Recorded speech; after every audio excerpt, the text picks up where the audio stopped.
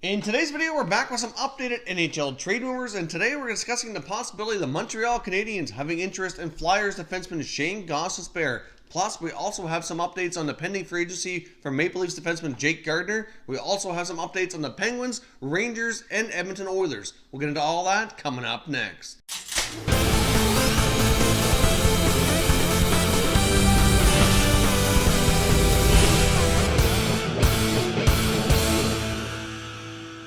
Welcome back to Top Shelf Hockey. If you're new to the channel, thanks for stopping by. We review and discuss all 31 NHL teams, so if you're a huge hockey fan, consider subscribing and clicking the bell so you don't miss anything. So as I mentioned, we have a lot of updates here today, all kinds of information around some of the great players around the NHL. Things are certainly going to be picking up here as we approach the NHL draft and the free agency period, which are going to be getting underway here in the coming days later this month. So I want to get started today with updates out of the Pittsburgh Penguins organization. General Manager Jim Rutherford, just in the last couple days here, completed an updated interview with The Athletic discussing his plans for some trades that he may be looking to make here over the summer. Now, it wasn't that long ago, there was a big Phil Kessel rumor and about a deal on the table with the Minnesota Wild that Kessel had turned down because of his partial no trade clause, which he was able to block that trade. In this interview, Jim Rutherford goes on to say that right now he feels it's more than likely that Phil Kessel won't be traded and that he returns to the Penguins lineup this fall. And he basically said he's not going to trade him just for the sake of trading him. He really wants to kind of shake up his roster. They don't really want to come back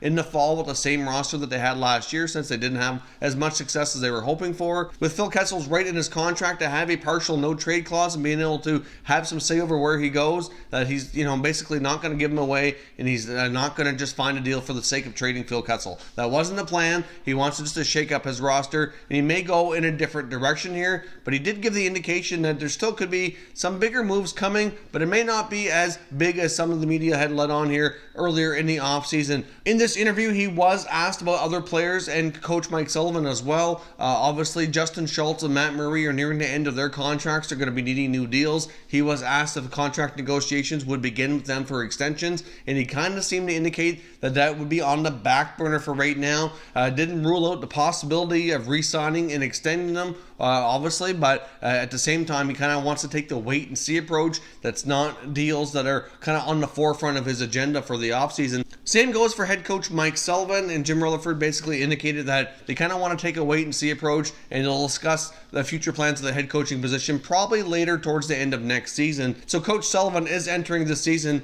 on an expiring deal, so we'll remain to be seen what's going to happen with him. I guess they'll probably want to see how things go before they really make too many big decisions going forward. Now, NHL insider from TSN, Darren Dreger, also indicated regarding the Penguins that he felt that Kris Letang's name was out there a little bit. Obviously, not to say that there was any specific teams linked to Letang, but since the Kessel talk had kind of died down and that Rutherford indicated that Kessel may not be moved, Dreger felt that he had heard rumblings that Letang might be out there and he might be the player to end up being traded here.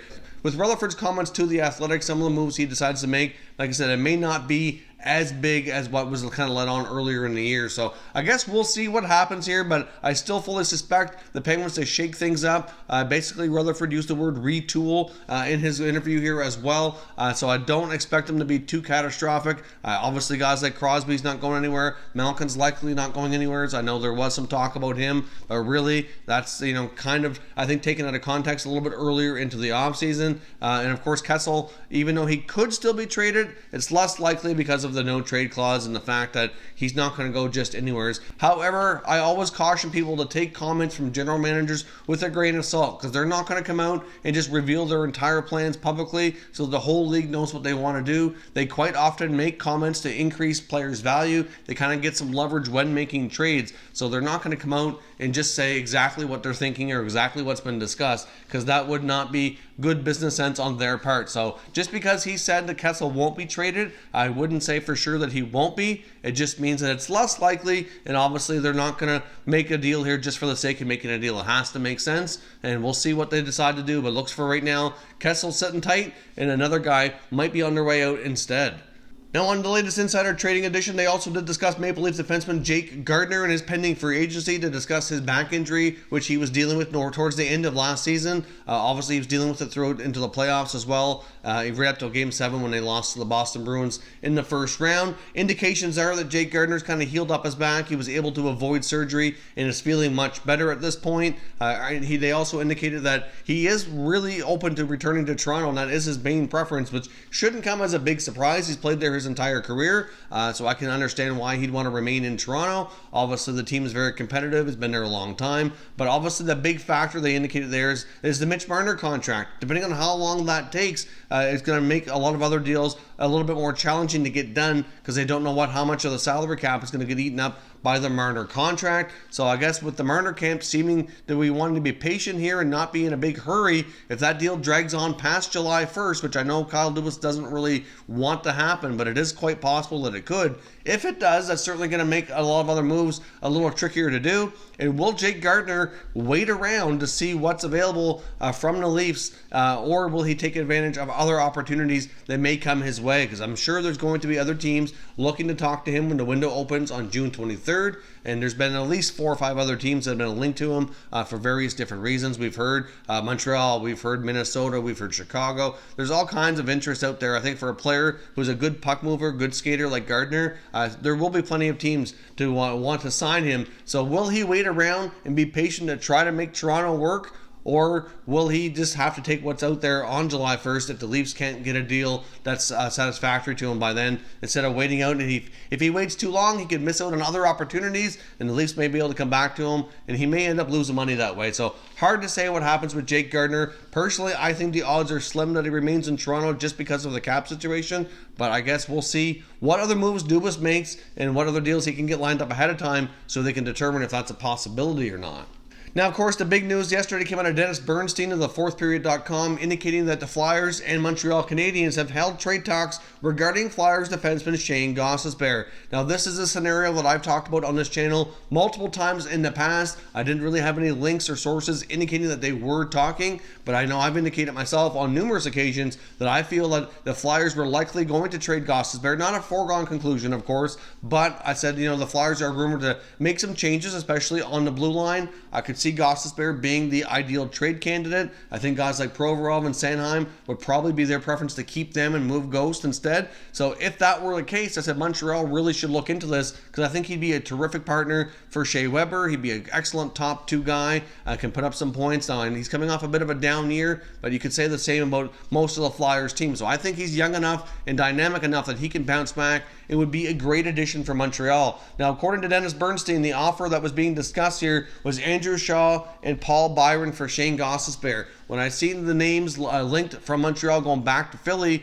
I personally don't see that being enough to get it done. I can see them maybe having interest in either of those forwards, but I just don't see that being enough for a very young, dynamic guy who can be a top pair guy. I mean, it's fair to say he's definitely top 4 defenseman right now, but I really do think in the right environment and continued growth here that he can be a solid number 2 defenseman in my opinion. So I just don't see that getting it done. I could see Andrew Shaw fitting in quite nicely with the Flyers. He brings that grit. He's got a longer term contract, so there's cost certainty. So I can see why they would like him. With Paul Byron, he's got that speed, good penalty killer, dangerous shorthanded. I can see why they'd like Byron too, but I'm just not sure that a combo package of both of them would be what it takes to get it done. I would think that they're going to want a younger asset included in there, either a high draft pick or a fairly solid looking draft prospect or something to that nature here to kind of entice the Flyers to make that move. I don't see 2 veteran forwards who are both a little bit older than Gostisbehere getting that deal done myself. I do think Gostisbehere would fit perfectly in Montreal. I think it's something that they should be having discussions on.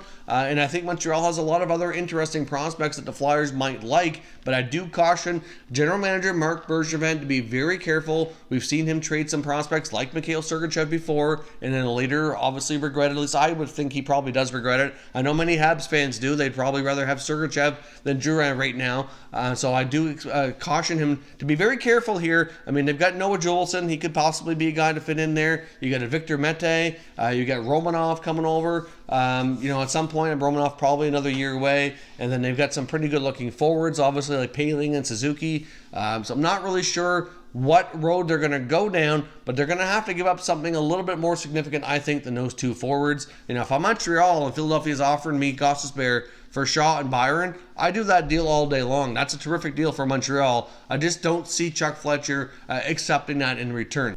If I were the Flyers, I'd probably want one of the two forwards along with a nice young prospect of some kind. I'm not really sure if they go with a D prospect or a forward prospect. You could probably go either way. The Flyers have a lot of good young prospects themselves, both in both positions, so not really sure what their preference would be. They do have a lot of decent forwards themselves as well, so I'm not really sure that they have a need for two more forwards unless they use them, maybe to flip in another deal or something. But the Flyers have a lot of forwards already, so I think one forward along with a nice young prospect would probably be more likely to get it done, or maybe a first round pick or something to that effect, or maybe a couple of second round picks or something like that. That to me would make more sense, more assets for the future, and maybe a forward that can play now. That would make more sense, I think, from the Philadelphia standpoint. But if that's actually on the table from the Flyers, then I urge Marc Bergevin to take that deal. But I highly doubt that would be acceptable to the Flyers. But let me know your thoughts down below in the comments. What do you think, if you're a Habs fan especially? I want to hear from you in the comments. What do you think of them acquiring Shayne Gostisbehere? Do you think that's a great move to shore up that left side of the defense? Could probably play definitely top four, maybe be Shea Weber's partner. And what would you be willing to give up? If you had to give up a prospect, what do you think would be reasonable to get the deal done that you'd be satisfied and okay with to land a defenseman like Gostisbehere? A couple other quick updates here as well. Obviously, as we know, Corey Perry of the Anaheim Ducks is definitely on the market. They're looking to part ways with him. They've been shopping him around here for at least for the last little bit. More likely would have to retain some salary, but I personally do believe more likely here is that he ends up getting bought out and signing somewhere else as a free agent. Now, of course, I've seen Chiasson indicate the possibility that the Edmonton Oilers would be interested, but I don't see that happening in the form of a trade. I think they'd be more likely to be interested if he's bought out to possibly sign him to a cheap free agent deal. I would think he would probably accept a pretty low veteran contract. I'm guessing 1 to 2 years at a couple $1 million per year, more than likely, which for what he can bring probably would be fair. They were indicating the fact that obviously Connor McDavid's a young captain. Perry's a guy with a lot of experience. Certainly has been a proven leader in the past on the teams he's been on, that he could certainly help Connor with the leadership type of role and certainly be good in the locker room, just be a nice veteran presence to add to that forward group. And even though he's not as productive as he used to be, he could still possibly be a 15 to 20 goal scorer and play a smaller role for a smaller salary here. So I wouldn't completely rule that out. I know Ken Holland tends to like his veteran guys, and they have a lot of young guys there in Edmonton as well. So I'm not going to say it's definitely a perfect match, but I can see them at least expressing interest. But I don't see them making a trade for Corey Perry with that contract, as they're already trying to unload some stuff themselves here. So I don't see that being a fit. But depending on what other moves they make, it's certainly a possibility. Now, if they end up trading Milan Lucic, I think the odds of them possibly signing Corey Perry are much more likely. Now, staying with the Oilers here momentarily, there's been reports from the fourthperiod.com as well that they are having some talks with Alex Chiasson, who's their only pending unrestricted free agent on a new contract, but there's really nothing significant to report as of yet. They're still in the early phases, so we're still not really all that close to being able to say that a contract is imminent for Chiasson, but it's being reported that they are looking at probably a 2 to 3 year contract, around $2 to $3 million per year. Obviously, Chiasson had a big year last year, surpassed 20 goals, was only playing on a 1 year contract for $650K, so he's definitely getting a raise regardless if he stays in Edmonton or not, but he has bounced around quite a bit in the last number of years. He started off with a strong rookie campaign in Dallas, ended up getting traded to the Senators as part of the Jason Spezza trade. Never really caught on in Ottawa, spent a couple years there, but never really found his groove like he got off to a start with Dallas. Ended up going to Calgary. Now he's in Edmonton, played in Washington a year as well, part of that Stanley Cup championship. So he's really bounced around quite a bit. So I'm sure for him, he'd like to, probably stick around with the Oilers. He had a lot of success there, see what happens. But they are interested in re-signing him. Those are the terms that they're probably looking at, but they're still quite early on, and we're still a ways away from having a contract ironed out in his case. Now, one other quick note here as well from Larry Brooks of the New York Post, indicating the New York Rangers likely are going to buy out a defenseman, either Brendan Smith or Kevin Shattenkirk. Personally, I think based on contract values and how it all work out, I think Brendan Smith is more likely to be bought out than Shattenkirk, but it does make sense for them to consider doing that. Obviously, they do have some other defensemen who can take those spots. They're expected to make a splash in free agency as well. They are, one of the teams being linked to being going after Erik Karlsson. I know there's really no sure way to say where Karlsson's going, but obviously the Rangers apparently have interest They're far enough along in their rebuild that the Rangers are expected to make a splash in free agency to really take things along. Of course, John Davidson's their new president. They're going to probably spend close to the salary cap again, be my guess. So, they're certainly looking to free up some room to make a big splash here, and buying out one of those guys makes sense. And I think Brendan Smith is more likely to go. But I guess we will see when the buyout period opens coming up June the 15th. So that is all your latest updates here for today on the trade rumor and free agent rumor front. So I'll keep you posted as more things come about here, but there should be lots more talk and speculation here as we approach NHL free agency and the NHL draft coming up in the not too distant future. If you're new to the channel, I hope you consider subscribing. We cover all 31 NHL teams, and there's plenty of content here for all hockey fans to enjoy. So if you're new, subscribe for more content just like this one, and give the video a thumbs up if you enjoyed it. I'd appreciate it if you did. As always, thank you for watching, and I will catch you next time.